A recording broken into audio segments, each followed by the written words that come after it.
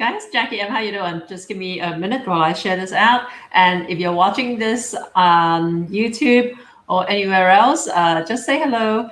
And this is part of my Go Live 30 challenge.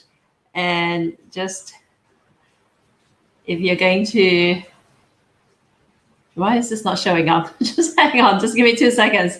Okay, I just need to show this to show up on my stream. Here we go. Let's share this and share to a group. And Jackie M's Malaysian Street, day 5. Okay, yeah, guys, thanks again for joining me. I'm Jackie M, and this is day 5 of my 30-day challenge. It's the Go Live 30 challenge run by Paul Gray of Attract, Convert, Grow.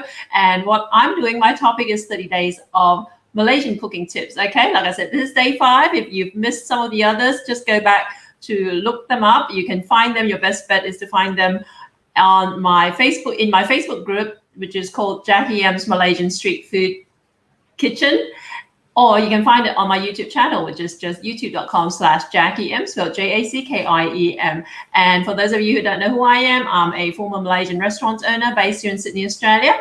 And over the last couple of decades plus that I've been running a Malaysian food business, including a restaurant, I've just kind of like been able to collate a lot of different ways to make my life easier in the Malaysian kitchen, okay, when I'm cooking Malaysian food, okay? And today we're going to cover something, and this is not something that I've done all along, okay, because this is an ongoing process as we, to me, like learning how to cook is a journey. It's not, you don't wake up one day and say, that's it, I've learned everything there is to learn, okay? So this is something that I really only started doing probably in the last year or so.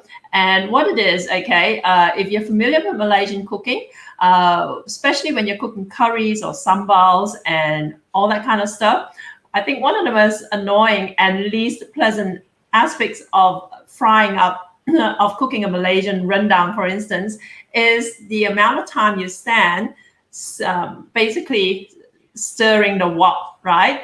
And we're talking about like a big wok of like Rempah spice paste that's made up of ingredients like onion, shallots, garlic, chili, and like sometimes lemongrass, ginger, and all this beautiful stuff. But what they are, because a lot of them are fresh ingredients, especially the onion, right? They are wet and sloppy. If you can just bear with me, hang on. Karen. Look, would you believe I'm actually live at the moment, so I need to call you back. Is that all? Are you going to be around about 10, 15 minutes? Okay, I'll call you then. Bye. It's the beauty of live videos, isn't it? I've been waiting for this phone call for a while, so I'm sorry I had to pick it up. But anyway, so back to the point.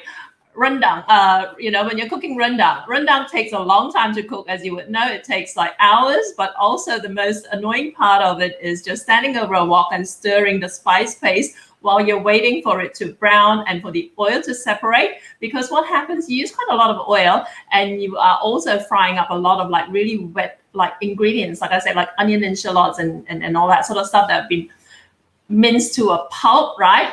And what happens, we all know, like oil and water do not mix, and there's a lot of water content in your spice paste. So what happens as you're frying it is that the oil splatters all over and you end up with burnt hands and all that, right? That's the story of my life. In all the years I was running my restaurant, I used to actually cook 40 to 60 kilos of onion, if you can imagine it, fresh onion that's been processed into a pulp, and then that's cooked with a shovel in this big brack pan, 80 liters or 80 quarts, and with a lot of oil, right? And if you look through any kind of recipe book, to this day, I'm the only person who proposes this, okay? Not even my fellow masters of Malaysian cuisine chefs actually do this. I'm the only one who does this, and they probably roll their eyes and think, oh, that's cheating, okay? And maybe you may not generate the kind of flavor that you want with your rempah if you do it the way I do, okay? But what I'm just proposing is, because water and oil don't mix, and because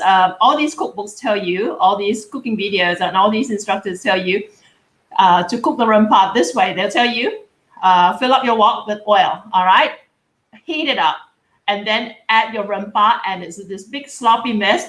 Pour it into hot oil, and it starts splattering everywhere. Okay, and your kitchen bench, your kitchen walls end up being an oily spicy mess by the end of it. Okay, so what I do now, and again, I did it out of frustration and just getting tired of having to clean up everything, is I actually don't put any oil. Okay, first of all, what you do need, I do have to mention the prerequisite is that you use a non-stick wok or a non-stick pan. Okay, so you heat it up, then you add in your spice paste. Okay, so remember your spice paste will be wet and sloppy, and then you fry it up on low to medium heat until the moisture evaporates. Okay, so the moisture evaporates to the point where it's nearly dry, then you add in the oil. Okay, and what happens is almost a very, very minimal splatter, if any. Okay, and also because the oil is not fighting with the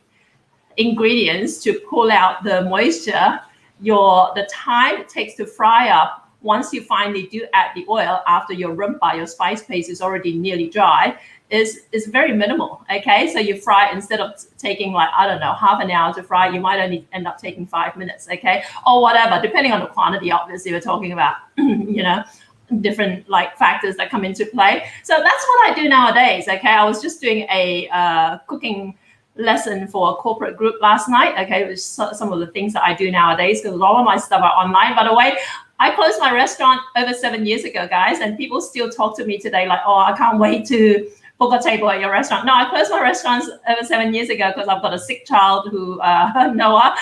So I don't have a restaurant. A lot of the stuff that I do is online. Okay, so if you want to learn how to cook, you can learn from me, but you can't actually order rendang or anything like that from me anymore. Just a heads up, you can't walk into my restaurants anymore. Okay. But yeah, so next time you want to cook a rendang or you want to cook a laksa paste, which was what I did yesterday for my cooking coaching group, or you want to do a sambal or whatever, remember, especially if it's wet and sloppy, get a non-stick pan, throw in the spice mix first, fry it up until it's semi-dry at the very least, then add the oil. Okay, you'll find it makes your life a lot easier and it will speed up the cooking process as well. So no burn marks, no huge amounts of oil splatter everywhere, but give it a shot and let me know how it goes. Don't forget, guys, share this out around to everyone who might be interested in this series of 30 days, 30 Malaysian cooking tips. And I look forward to seeing you tomorrow. Okay, being the weekend, the time may be a little bit different because, again, I look after my child full time. So I just need to work around that, but keep an eye out for it. But if you don't want to miss it, make sure you've joined my Facebook group, which is Jackie M's Malaysian Street Food Kitchen. And I'll see you then. Ciao.